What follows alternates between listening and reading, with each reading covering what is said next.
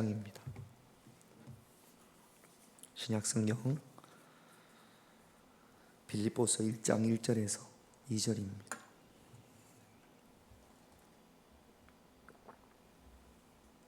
우리 두 절이니까 같이 읽겠습니다. 빌립보서 1장 1절에서 2절 두 절 같이 있습니다. 그리스도 예수의 종 바울과 디모데는 그리스도 예수 안에서 빌립보에 사는 모든 성도와 또한 감독들과 집사들에게 편지하노니 하나님 우리 아버지와 주 예수 그리스도로부터 은혜와 평강이 너희에게 있을지어다. 아멘.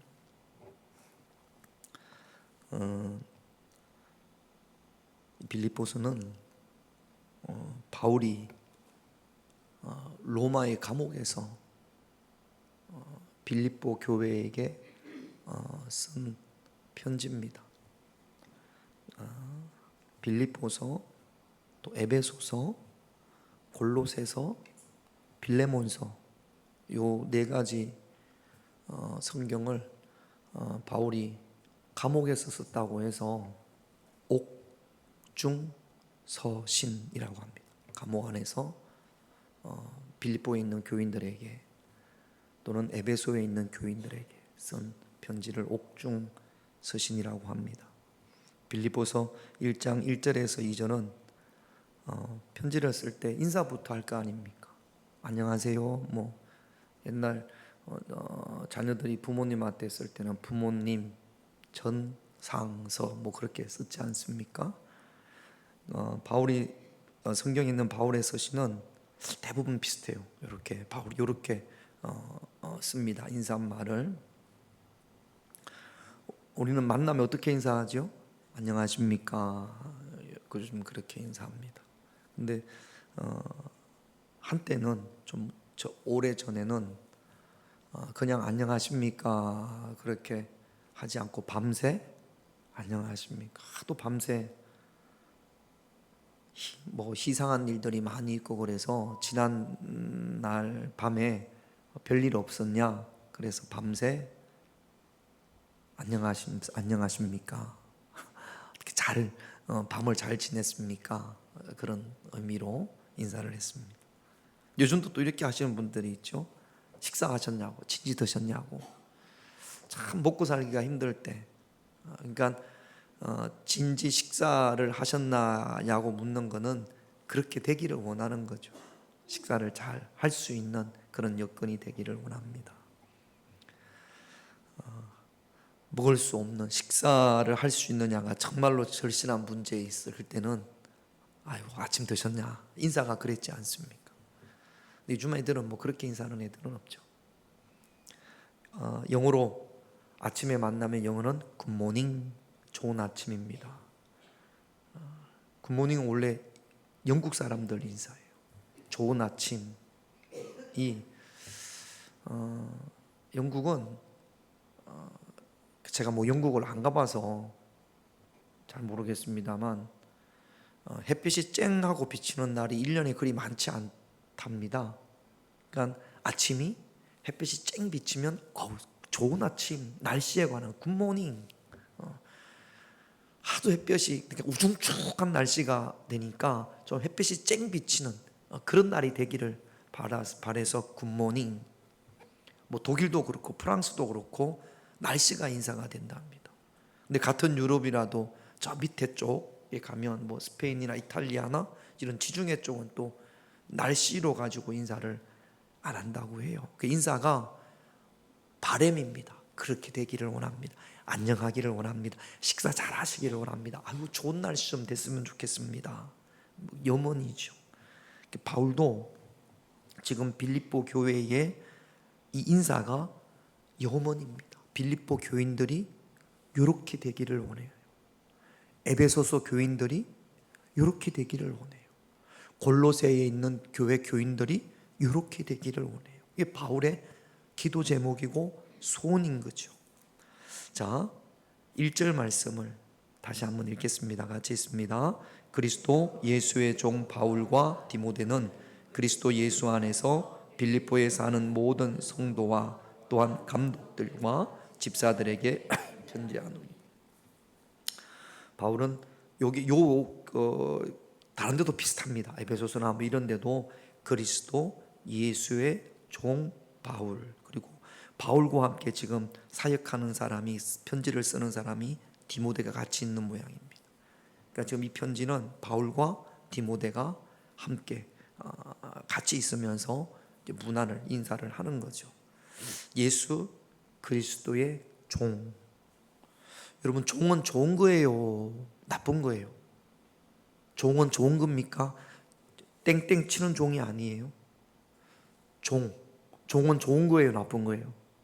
나 종 됐으면 좋겠습니다. 노예를 말하는 겁니다. 종은 돈을 주고 이렇게 살 수도 있고 팔 수도 있고, 그게 종이에요. 주권이 없습니다. 자기 마음대로 뭘 할 수가 없어요. 자기 의지에 따라서 뭘 할 수 있는 그런 자유가 없습니다. 주인의 생각과 주인의 의지에 따라서. 그래서 오라고 하면 오고 가라고 하면 가고 여기서 자라고 하면 자고. 전 세계의 노예들이, 종들이 다 그렇죠. 오직 복종밖에 없고 권리가 없고 의무밖에 없습니다. 근데 바울은 예수 믿기 전에 자기는 죄의 종이었어요. 죄가 시키는 대로 그렇게 살아왔다라는 겁니다. 그러나 이제는 예수님의 보혈로 죄 사함을 받고 스스로 저는 그리스도 예수의 종입니다. 주님이 원하시는 대로 살아가겠습니다. 그런 삶을 사는 사람입니다. 나는 전에는 죄의 종이었는데, 죄가 시키는 대로 그렇게 살아왔는데, 이제는 예수님이 원하는 대로 살아가는 그런 삶을 살겠습니다 라고 지금 바울이 빌립보에 있는 교인들에게 고백을 하는 거죠. 여러분, 우리는 예수 믿으면 죄사함을 받고 하나님의 자녀가 되죠. 그리고 하나님의 자녀가 됐기 때문에 하나님 나라를 기업으로 받는 그런 특권이 있습니다. 그럼에도 불구하고 하나님의 자녀된 바울은 이렇게 이야기하지 않고 예수 그리스도 예수의 종, 그렇게 자기를 소개한단 말이죠. 자, 보세요. 자녀가 좋아요, 종이 좋아요? 여러분들은 자녀입니까, 종입니까? 저는요. 아이고, 저는 노예고 여러분들은 자녀고 그래요? 그럼 저는 자녀는 아닙니까? 그러니까 지금 바울이 자기를 종이라고 하는 거는 자기를 높이는 거예요, 낮추는 거예요? 낮추는 거예요. 위대한 사도란 말이죠. 지금 로마에 있을 때 로마에뿐만 아니라 바울이 전도한 교회들의 영향력이 대단했습니다. 그런데도 바울은 자기는 그리스도의 종이다, 그렇게 이야기합니다. 왜 이렇게 이야기를 하냐면, 여러분 요거 한번 생각을 해보세요. 그 누가복음 15장에 보면 탕자 이야기가 나옵니다. 둘째 아들이 아버지 유산을 다 물려받아 가지고 외국에 나가서 허랑방탕하게 살다가 쫄딱 망해가지고 거지가 된단 말이죠. 그래서 집에 돌아와서 아버지한테 뭐라고 이야기를 하냐면, 누가복음 15장 21절 같이 있습니다. 아들이 이르되 아버지, 내가 하늘과 아버지께 죄를 지었사오니 지금부터는 아버지의 아들이라 일컬음을 감당하지 못하겠나이다. 그러니까 저는 아버지, 저를 아들로 받지 말고 종으로 받아주세요. 제가 아버지께 묻습니다. 왜 자기를 아들로 대하지 말고 종으로 대해달라고 그렇게 이야기하는 거죠? 잘못을 너무 많이 했어. 죄를 너무 많이 졌어요. 그래서 자기는 아들의 자격이 없다라는 거죠. 그런데 아버지가 종으로 신분을 낮추지 않아요. 얼마나 좋아하는지 몰라요. 바울도 마찬가지입니다.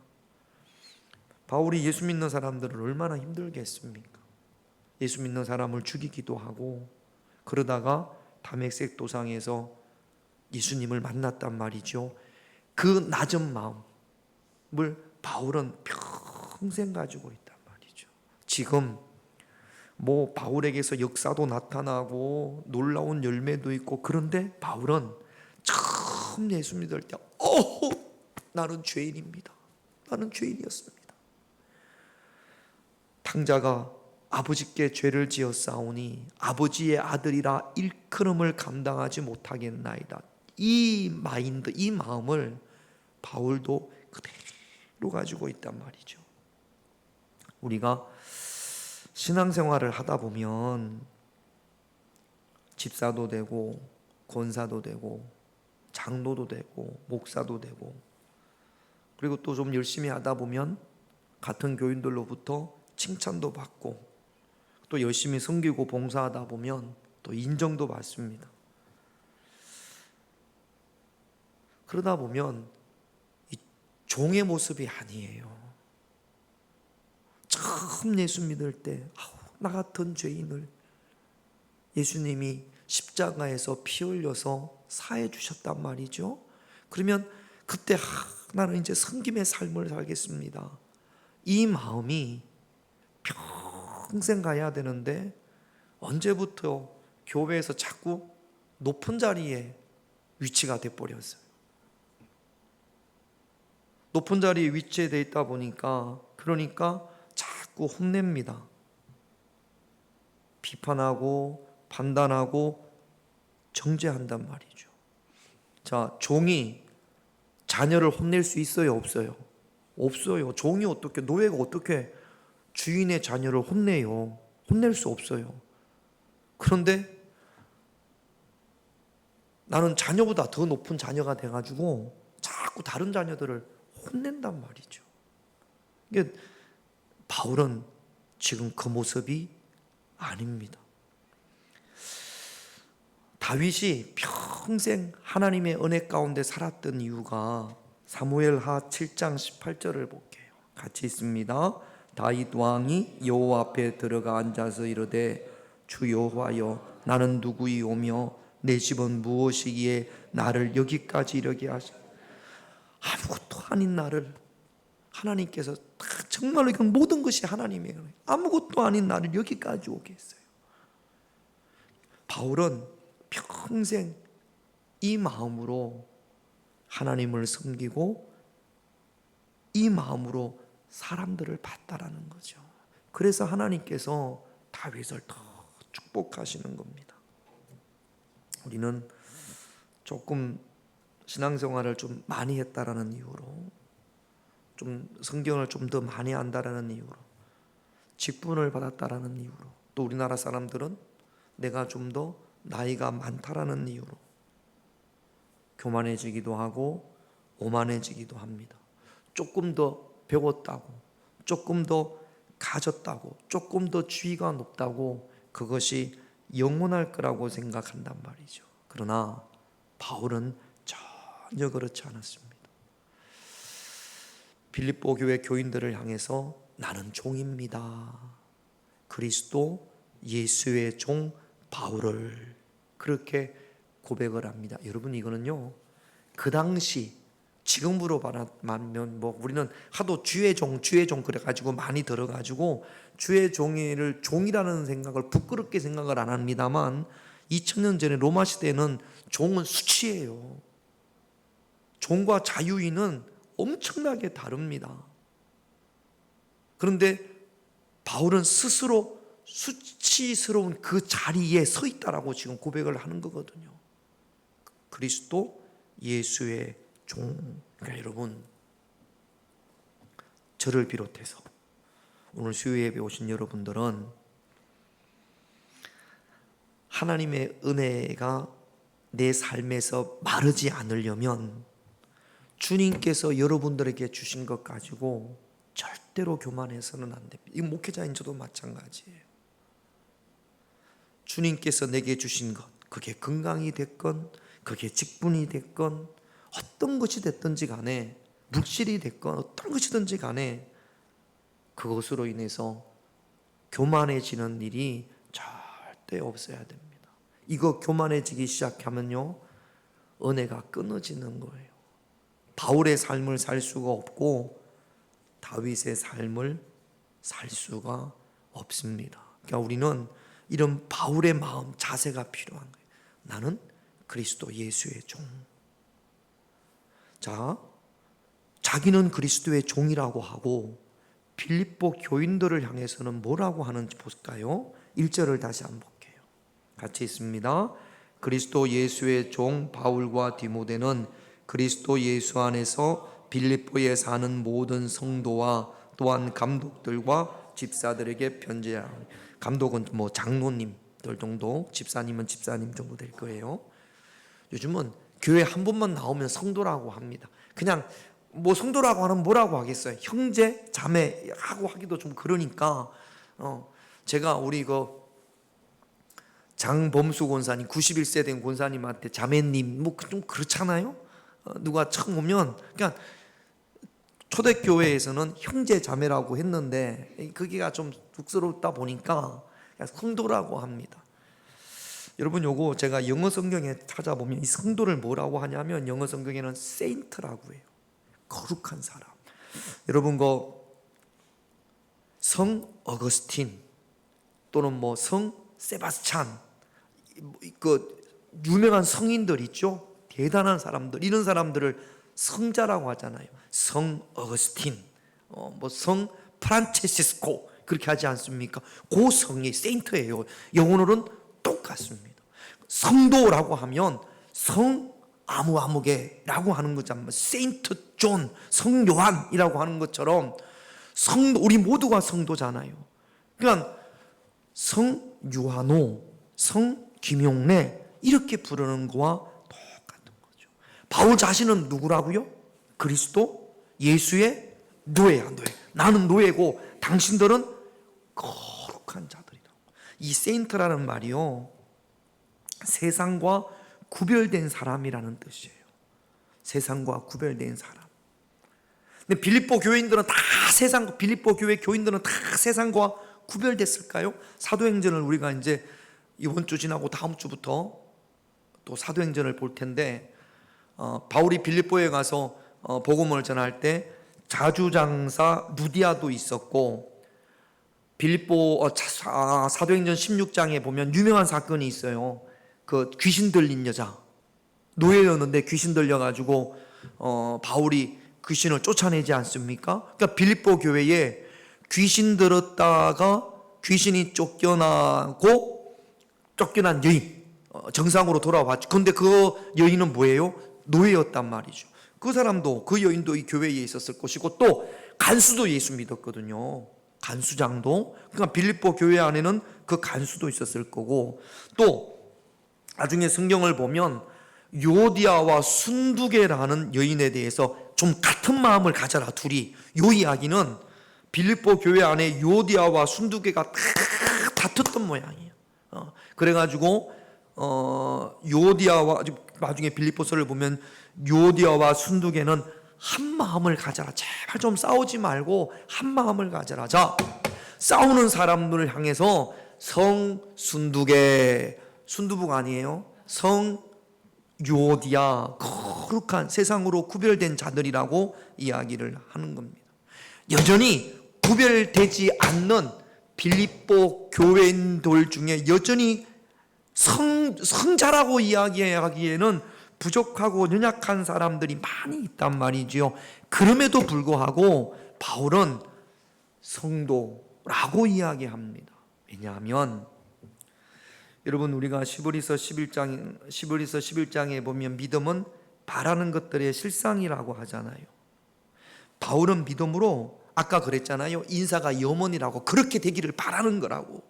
빌립보에 있는 모든 교인, 빌립보 교인이라고 이야기하지 않고 빌립보 성도라고 이야기한단 말이죠.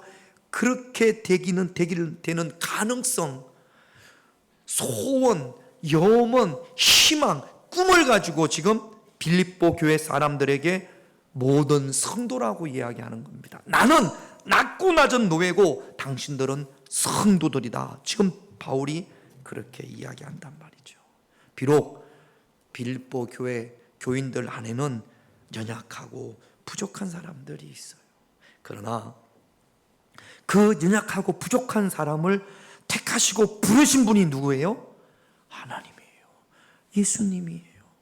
귀신 들린 여인을 부르신 분이 예수님이에요. 어마무시하게 이번에 성지순례 가서 그 빌립보 그리스에서 감옥을 봤잖아요. 바울이 갇혀있던 감옥. 그 막 매를 때리고 했던 그 간수장을 택하여서 부르신 분이 누구예요? 예수님이에요. 그러니까 부르신 자가 불렀으니까 그 부르신 자가 예수님이니까 그 부르심에 우리가 아멘 해야 되고, 그 부르심을 인정해서 아무리 연약하고 부족하더라도 하나님이 택하여 부르셨으니까 그 사람이 하나님의 말씀으로, 예수님의 말씀으로 변화될 것이라는 그런 희망과 소원을 지금 바울은 가지고 있는 겁니다.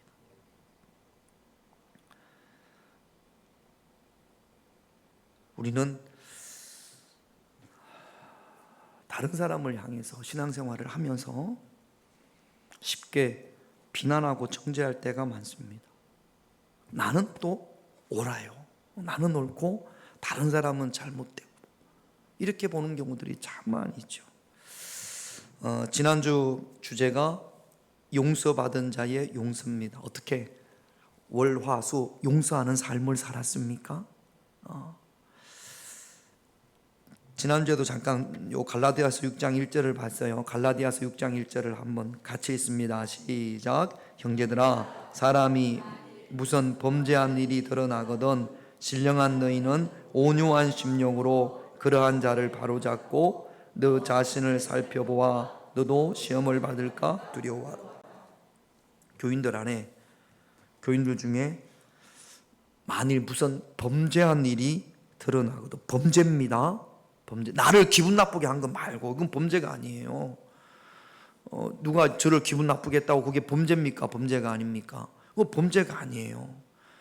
도둑질을 하거나 간음을 하거나 우상을 숭배하거나 거짓말을 하거나 아니면 이간질을 해서 교회를 갈라지게 하거나, 그럴 때 교회 안에 그런 분들이 있을 수 있거든요.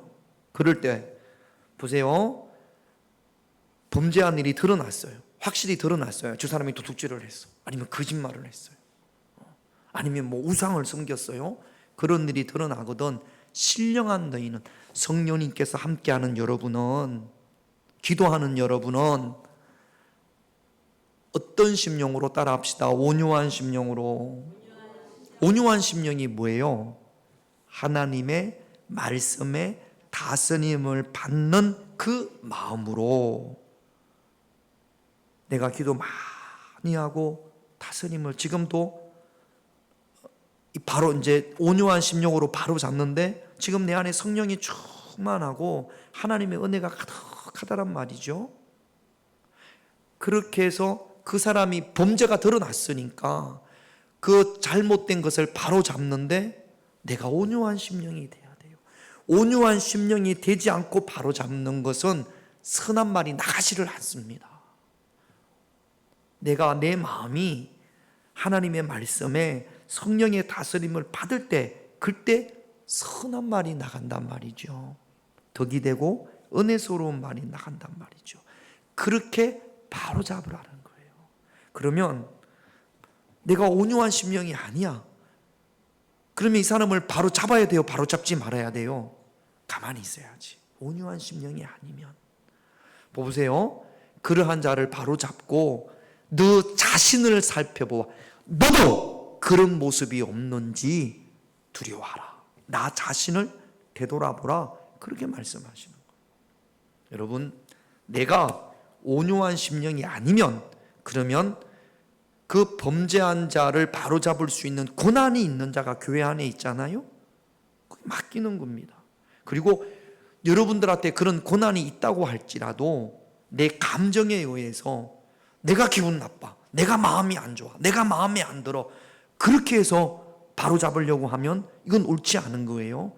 하나님 말씀을 봤을 때 이게 범죄하면, 하나님이 기뻐하지 않으면, 그러면 온유한 심령으로 그러한 자를 바로잡아야 됩니다. 왜냐하면 그도 예수님께서 십자가에 피 흘려서 택한 자니까, 세인트니까, 성 아무개니까. 그리고 성 아무개를 같이 이야기하는 나는 누구니까? 그리스도 예수의 종이니까 우리는 바울과 같은 자세가 있어야 된단 말이죠. 그런데 언제부터인가 우리는 참 예수 믿고 내가 죄사함 받고 겸손하게 이런 모습은 사라지고 자꾸만 낮은 자의 모습이 아니라 높은 자의 모습으로, 높은 자의 위치에서 정죄하고 비판하고 온유한 심령이 아니라 전혀 말씀의 다스림을 받지 않는 심령으로 내 마음속에 있는 것을 다 쏟아내는 그런 모습이 된단 말이죠. 그거는 신령한 자의 모습이 아니라는 사실입니다. 여러분, 오늘 바울과 같이 가장 기초적인 나는 종이고 저들은 성도이고, 그래서 그 성도들을 잘 이끌 수 있는 온유한 심령을 소유할 수 있는 그런 저와 여러분들이 되셔야 될 줄로 믿습니다. 함께 신앙생활하는 교인들을 바라볼 때 부족한 점이 있고 연약한 점이 있더라도 바울처럼 믿음은 바라는 것들의 실상이라고 그랬으니까 믿음으로 보자라는 이야기예요.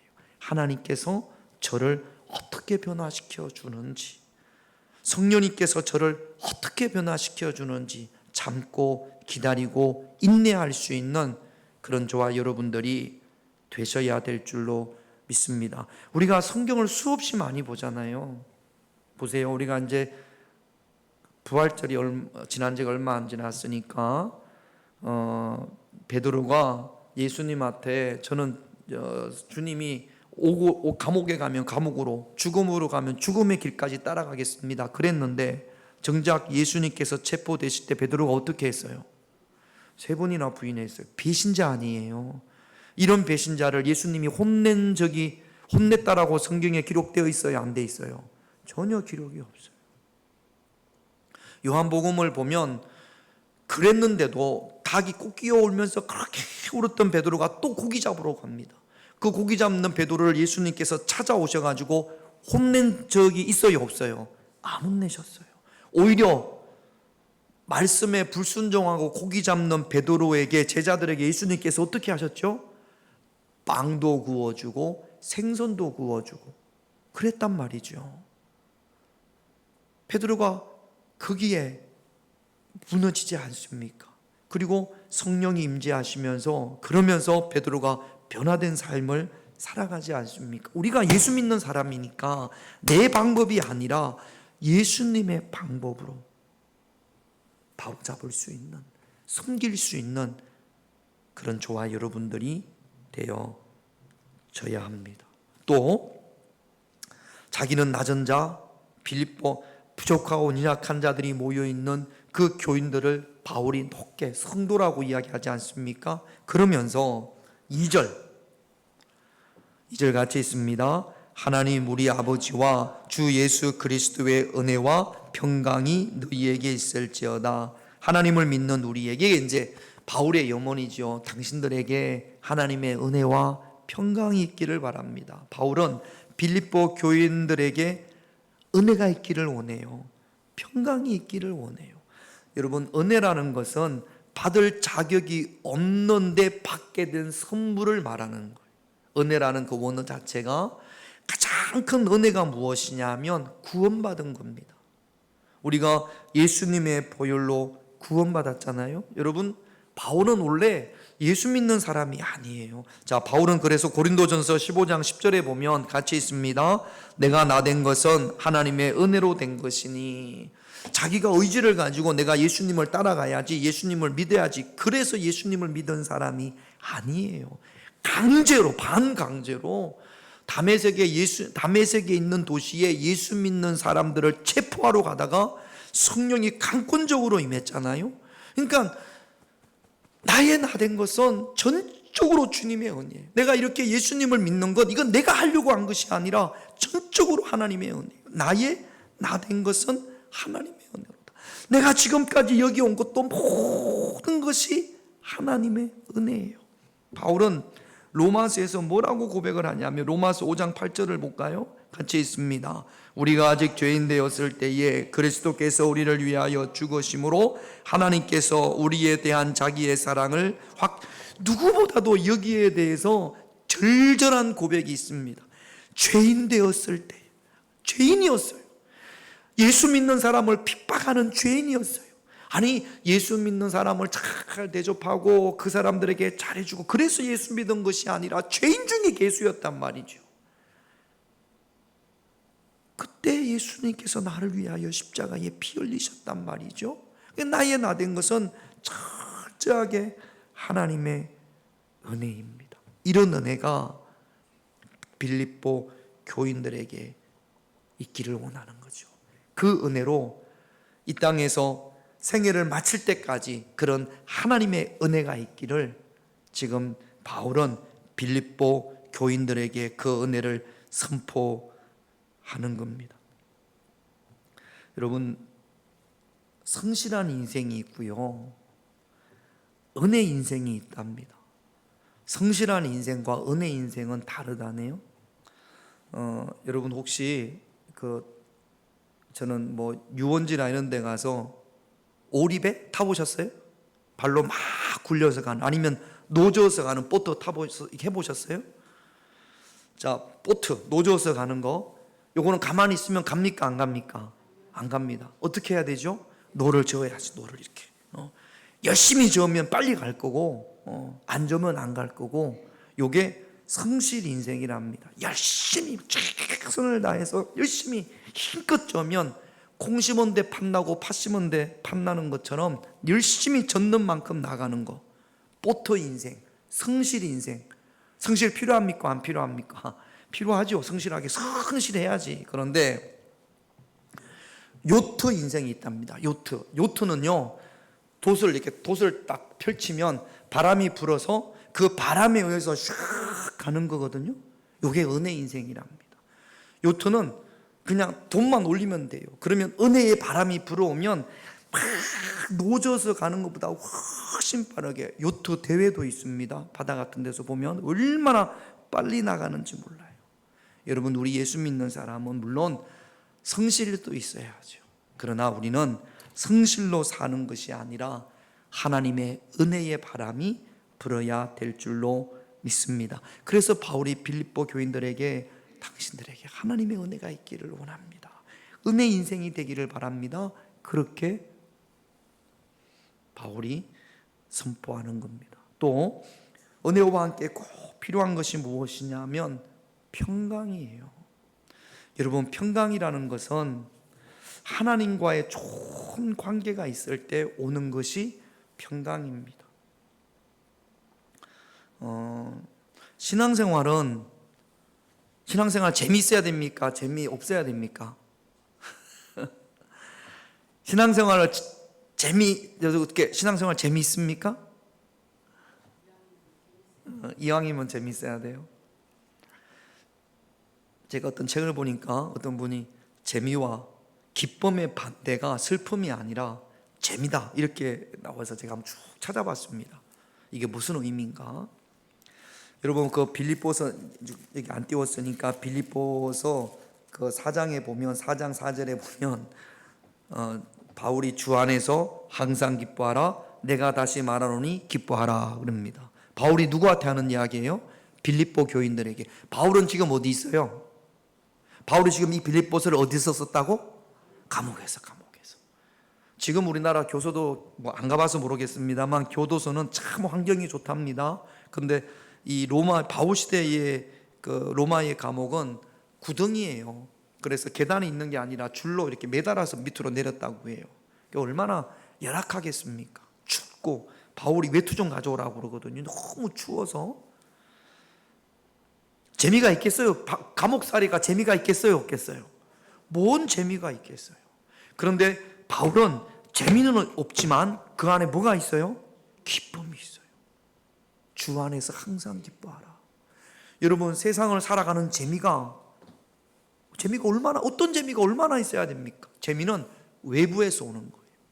외부적인 환경이 좋을 때 누가 나한테 아이고 그 사람들 신앙생활을, 교회 생활을 아주 재미지게 잘한다고, 성가대에서 재미지게, 성가대가 재미있게 하면 얼마나 오래 갈까요? 그러니까 교회 가요, 저 교인들로부터 저도 하면서 부목사들 있으면서 재미있게 해보려고, 교회에서 재미있게 해보려고 별 오두방정을 다 뜹니다. 체육대회도 하고 뭐 바자회도 하고 재밌게. 그래서 재미있게 해서 이 재미가 기쁨으로 가야 되는데 재미로 끝나면 하나님을 만날 수 없어요. 여러분, 세상에 외부적인 조건이 나를 재밌게 하는 게 뭐 얼마나 있겠습니까? 잘 될 수가 없잖아요. 기쁨은요, 안에서 솟아오르는 겁니다. 우리 신앙생활은 재미로 해서는 안 돼요. 자꾸 재미를 추구해서는 안 됩니다. 개그맨들 웃기잖아요. 막 재미있게 하잖아요. 정작 본인은 기쁨이 없어요. 그래서 우울증이나 불안장애나 그래서 마약을 하기도 하고. 여러분, 가수들, 노래하는 가수들 사람들한테 재미를 주잖아요. 근데 본인들이 재미가, 기쁨이 없으니까, 그러니까 무대가 끝나고 나면 허탈하고 허망하고, 그래서 허탈과 허망을 채우기 위해서 술을 먹고 마약을 하는 경우들이 참 많거든요. 여러분, 기쁨이 있습니까? 목사인 저도 목회를 하면서 힘들고 어려운 일들이 있지만 그 가운데 제 속에서 끊임없이 솟아나야 될 것이 기쁨입니다. 여러분도 마찬가지예요. 봉사하는 거요? 봉사하는 것도 재미있을 수 있어요. 누가 인정해주고 아이고 잘했다고 하고 아이고 참 잘하셨네요 그러면 그 인정받음이 좋아가지고 재밌게 한단 말이죠. 기쁨이 없으면 금방 사라지고 맙니다. 한 번에 쑥 사라지고 마는 거거든요. 여러분, 바울은요 지금 감옥 안에 있어요. 감옥 안에 있는 바울이 밖에 있는 사람들에게 기뻐하라, 내가 다시 말하노니 기뻐하라. 나의 기쁨이, 감옥 안에 있는 나의 기쁨이 당신들에게도 있기를 원합니다. 그렇게 바울이 지금 빌립보 교인들한테 이야기하는 거거든요. 여러분, 하나님과의 좋은 관계가 있을 때, 그게 감옥이 되든 감옥 밖이 되든 고요한 중에 있던 폭풍이 몰아치던 하나님과 나와의 관계가 좋을 때 하나님께서 주시는 평강이 있고 그 평강 안에 하나님의 기쁨이 있는 줄로 믿습니다. 그래서 신앙생활은 반드시 기쁨이 있어야 돼요. 그 기쁨이, 여러분, 우리가 옛날에 찬양할 때 내게 강 같은 평화 찬양 알죠? 거기 보면 3절인가 4절에 내게 샘 솟는 기쁨. 이스라엘은, 우리나라는 뭐 금강은 1년 내내 물이 흐르지만 이스라엘은 비가 많지 않은 그런 동네라 1년 내내 물이 흐르는 강이 그렇게 많지 않습니다. 우기 때 물이 흐르거든요. 비가 오면 좀 흐른단 말이죠. 냇가가 생깁니다. 그런데 비가 끝나고 건기에 들어가면 바짝 말라 있어요. 그거를 와디라고 합니다. 비 우기 때만 이렇게 냇가가 생기는 거죠. 그런데 샘은 엔게디의 샘, 그리고 여리고의 엘리사의 샘은 1년 365일 땅 밑에서 물이 펑펑펑 솟아오른단 말이죠. 마르지 않습니다. 아무리 가물어도 거기에서 솟아나는 샘물은 마르지 않습니다. 비가 오고 안 오고와 상관이 없단 말이죠. 하나님과의 좋은 관계 안에 있으므로 하나님이 주시는 평강으로 인하여 여러분들에게도 기쁨이 샘솟듯 하기를 주님의 이름으로 축원드립니다. 은혜와 평강을 사모하고 은혜와 평강을 선포할 수 있는 그런 저와 여러분들이 되시기를 바랍니다. 기도 제목 볼게요. 1번 같이 있습니다. 예수님을 처음 만난 그 은혜의 자리에 머물게 하옵소서. 나는 죄인입니다. 내가 죄사함을 받았습니다.